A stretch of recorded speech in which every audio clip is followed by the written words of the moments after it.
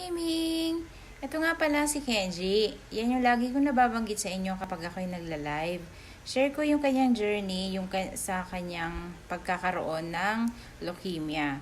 So, yung kanyang pagsusuka ay isa pala yan sa mga sintomas ng isang may leukemia.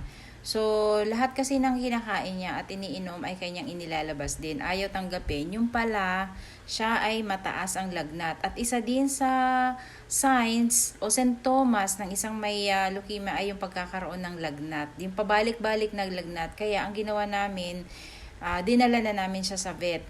Kasi hindi na namin mamanage yung kanyang lagnat at hindi na siya kumakain. Ngayon, nung pagdating namin doon, chinek nga yung kanyang temperature at mataas nga. Kaya binigyan kaagad siya ng pampababa ng lagnat. Which is itinurok doon sa kanyang batok at hindi ko na nga yun nakuhanan ng video. So, ang advice din, since na hindi siya kumakain at umiinom o uminom man mahina, force feed pa, in-advise ni Doc na palagyan ng suwero.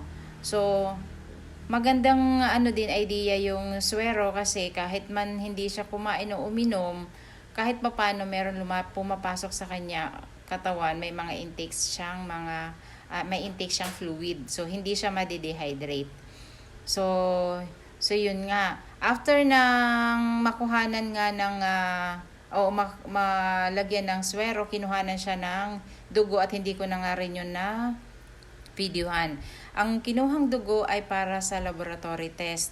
So, yun. Dun, ang result kasi is after 2 or 3 days pa. So, ang advice ni vet doctor ay iwanan namin siya sa clinic nila at sila na daw ang magmamonitor. Pero, hindi pumayag syempre si Kamiming kasi gusto ko ako ang mag-aalaga kay Kenji. At yun nga, dahil iuwi namin si Kenji sa bahay, may mga habilin si Doc at saka reseta para sa kanyang lagnat at pampagana ng pagkain. So, yun, yung hinabili niya na yung i-monitor yung droplet nung kanyang suwero. Kasi hindi pwedeng sumobra dun sa time, yung masyadong mabilis kasi baka siya ay malunod. Yun nga. At kung may mga abnormal behavior daw si Kenji, ay itawag lang daw namin sa kanila. So, hanggang dito na lang muna mga kamiming. Hanggang sa susunod na update natin kay Kenji. Abangan nyo ang part 2. So, abangan natin. Thank you for watching mga kamiming. Thank you and God bless.